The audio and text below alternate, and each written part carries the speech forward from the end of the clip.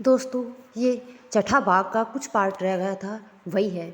अरमान जोर से कायनात पर चीखते हुए बरसा, what are you really mad? मरने का बहुत शौक चढ़ा है तुझे?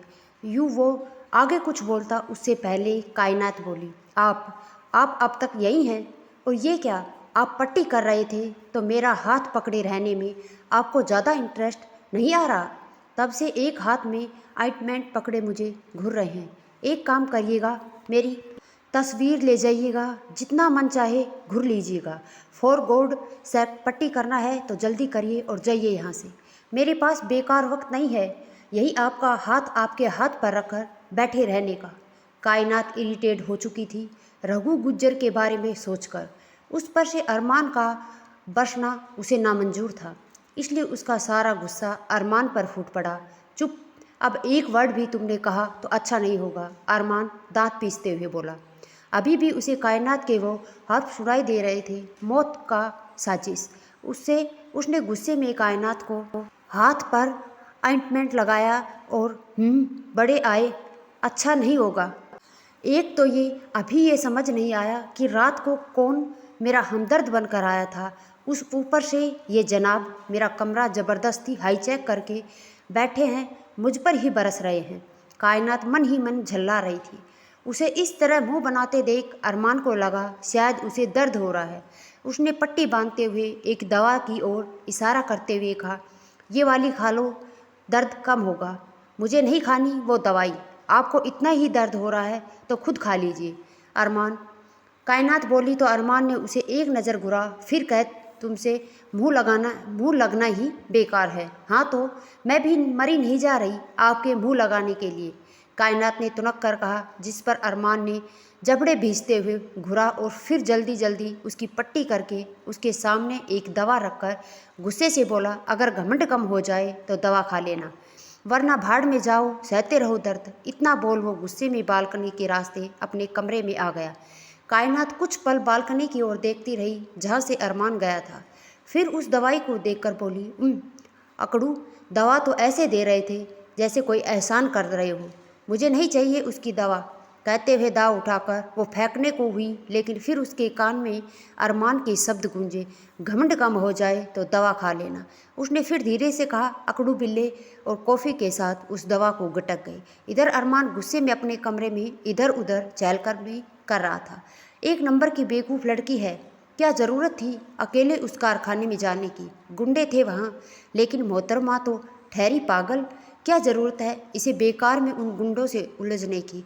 कितना आराम से बोल रही थी, मौत की साजिश कर रहा होगा। अगर उसने हमला करवाया हो तो मैं पागल क्यों हो रहा हूँ इतना सोचकर उस घमंडी के बारे में। उसने तो एक थैंक यू तक कहना ज़रूरी नहीं समझा, ऊपर से मुझ पर ही बरस रही थी जैसे मैं पट्टी नहीं उसे किडनैप करने आ रहा हूँ। मन तो कर रहा था जाकर उसे एक थप्पड़ लगाऊं। सही कहा उसके भाई ने, हमेशा पंगे लेना ज़रूरी है इसके लिए। उसे कुछ हो गया तो? अरमान खुद में ही बुरी तरह उलझ पड़ा। उसे समझ नहीं आ रहा था कि कायनात को कुछ हो जाएगा। ये सोच सोच कर उसे इतना फ़र्क क्यों पड़ रहा है, उसे बेचैनी क्यों हो रही है? शायद दर्द का रिश्ता जुड़ गया है इससे, लेकिन रिश्ता कोई भी हो महज तकलीफ़ देता है, इसलिए इस सिलसिले को ख़त्म करना होगा।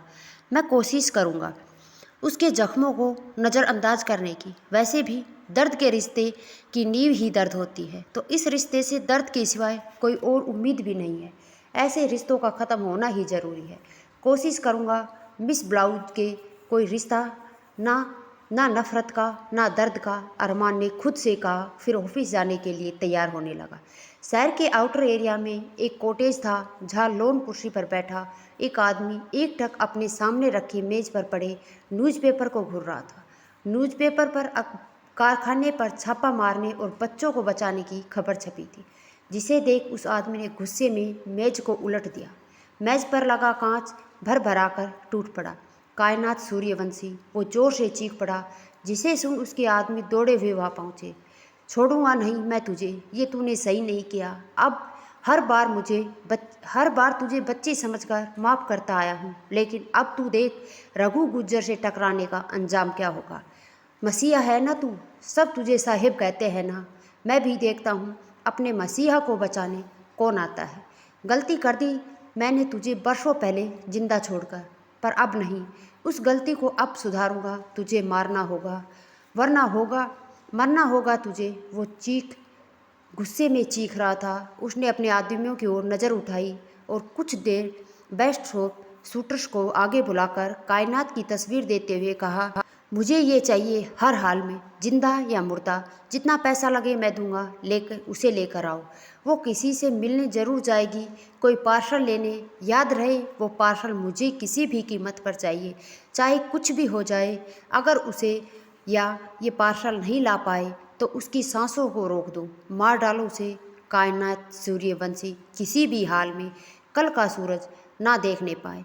तो दोस्तों ये वीडियो का छठा पार्ट यहीं ख़त्म होता है और सातवां पार्ट हम कल वीडियो में डालेंगे।